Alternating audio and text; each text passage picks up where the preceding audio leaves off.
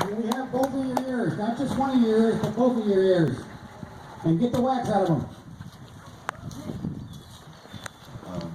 Ani, Buju, Craig Michigan, Disneycat, Hamville, Dochbia.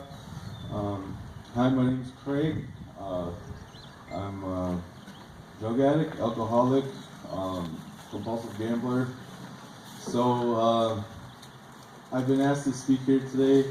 I want to talk about a few things. Other than Alcoholics Anonymous, NA meetings, this is like the first time I've ever had to get up and talk in front of people.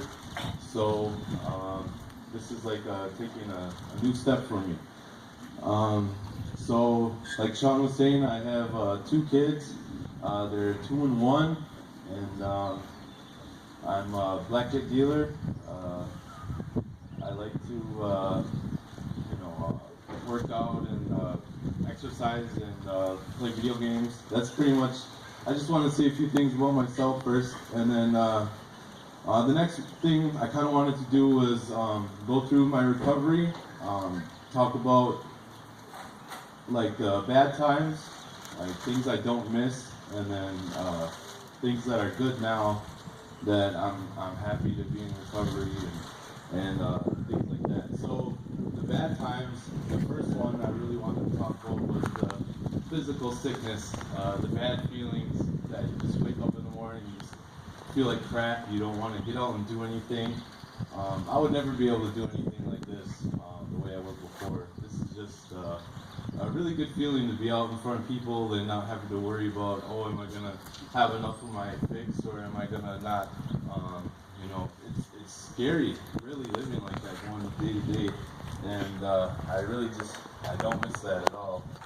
And another thing would be embarrassing things we did when we were using or drunk, or and you just wake up in the morning and you have all these regrets about, what did I do, or I can't remember, or just feeling like really, it's scary, that too. There was times I put myself in danger, I put other people in danger, probably driving under the influence, things like that. A lot of close calls where I just really, I'm thankful that it didn't come to, what it could have. Like we talked about in recovery, where the places you end up are jails, institutions, and death. Otherwise, you gotta recover, you gotta get better, you gotta be able to put those old things aside and try to live a better life. And another thing would be that I don't miss is hiding the severity of the disease. I'm sure there's times where other people, addicts, just like myself, where we try to minimize it, try to hide it from our closest family members, from our friends, where we try to cover up and say, it's not as bad as it really is, and that's exhausting too. Just that's a whole nother game, just trying to, make everything appear normal when it's really not. A lot of people, they call them weekend warriors, where they're able to live a normal life, from Monday through Friday, and then on the weekends they just kind of cut loose, and then you try to limit yourself. Oh, well, I'll only drink on these days, or until 8 o'clock at night, and then I'll sober up and then get back up in the morning and I'll be able to live my life. But after you do that for a while, it starts to creep into your normal life, and it's harder to keep up and keep those relationships with your family members and everything else. So that's what I really don't miss. And then some of the good things that I like now about my recovery are the not feeling sick, being able to get out and do things like this, walk. Nowadays, with my kids and my girlfriend Sarah, we go, I call it family fitness, where we go out and we take walks, or we'll bring the kids to the park and stuff like that. Good positive things that don't include drinking and drugging and things that I used to do. And the full use of our intelligence, now that we're sober, we're able to think clearly and not make those poor decisions, because a lot of stupid things we did were probably because of the drugs and the drinking that we put ourselves in a lot of danger, put other people in harm's way that we never would have even thought about if we were sober. And join our activities, like I talked about the video games and the weightlifting and things that I'm doing now. I actually put that aside when I was, using and getting high and things like that. I didn't have any time for video games or whatever. So I'm glad like I've gotten back into that stuff now.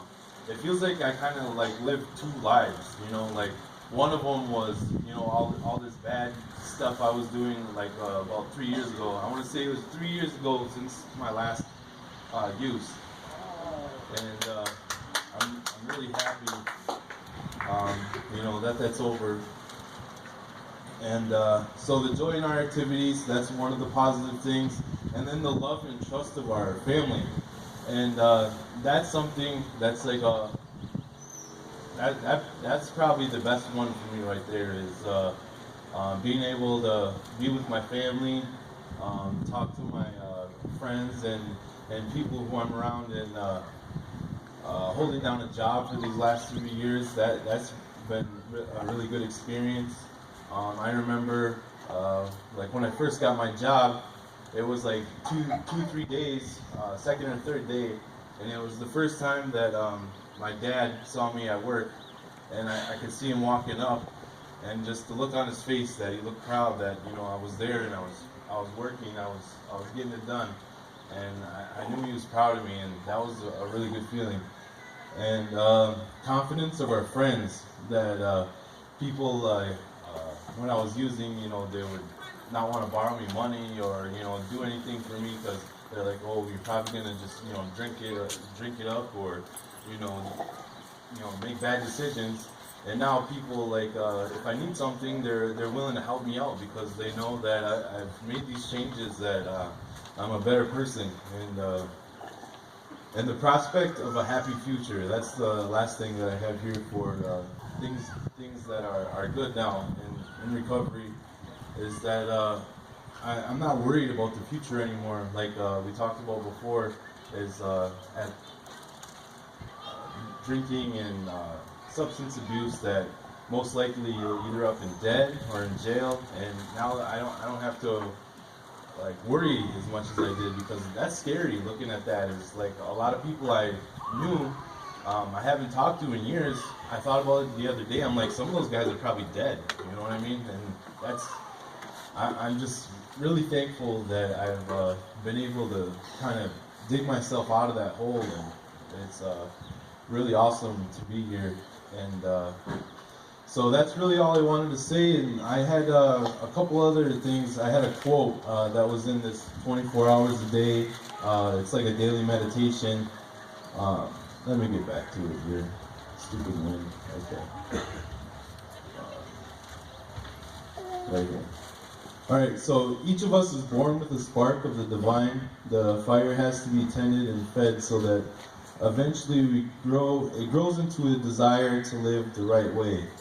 And a lot of people, they say that, like I see this drug addict and they have like the no teeth, or like their eyes are bulging out of their head, and they're like, why would you want to be like that? Why would you want to start doing that? Why would you want to look that way? And that's really not what makes a person want to do that. It's the stuff we hear at the beginning, like, oh, it was the best feeling I ever had. It makes everything so much more interesting. I can get so much more done. I have the confidence to go up and, meet people at a bar or whatever. That's the thing that gets started somebody on that path. And against all advice, like when we were kids, we had Dare, Scruff, McGruff. I remember this story about, these people who would smoke these pipes and it ruined their lives and whatever, and drugs are bad, just say no. And then, so at that early age, you're really impressionable, and it makes you wonder, like, what is it really like? So, alcoholism is a progressive illness, and nobody thinks they're going to end up that way, but it's how you start out that gets you down that path. And I'm just really thankful that I was able to climb out of that and start to do things, more positive things with my life. And I just want to say much to Sean here for asking me to speak. I want to say thank you to my counselors at Behavioral Health, Dr. Milger, everybody who's helped me to do this.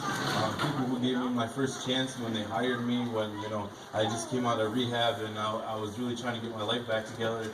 I want to say thank you to them. I want to say thank you to my son Mario, my son Felix. They're helping me to be a better person, and really, they're the ones who have helped me through a lot of this. That I remember it was the happiest day of my life when I found out that my first son, when I found out he was going to be a boy. It was like the best feeling. I remember we were driving around listening to Happy People by R. Kelly. It was just like the best. I can't even describe it. And so my kids are a big inspiration for me to want to be better and want to live the right way and walk the red road, the well-briety, and everything like that. And it's just really good to be able to do stuff like this. And so I want to especially thank them. Thank my dad and my sister Shanna and Sarah, and they really took care of me. Like when I was at my worst, when I didn't really have anybody, they were willing to help me out, like give me rides to places when I didn't have a license and things like that. And now I'm able to do a lot of these things for myself. So I really want to say thank you to them, and thank you for all you guys who are out here on this walk and trying to show support, that you're down for the cause and everything else. So I'm really thankful to all of you guys. And with that, I'll hand this back to Sean. Thank you.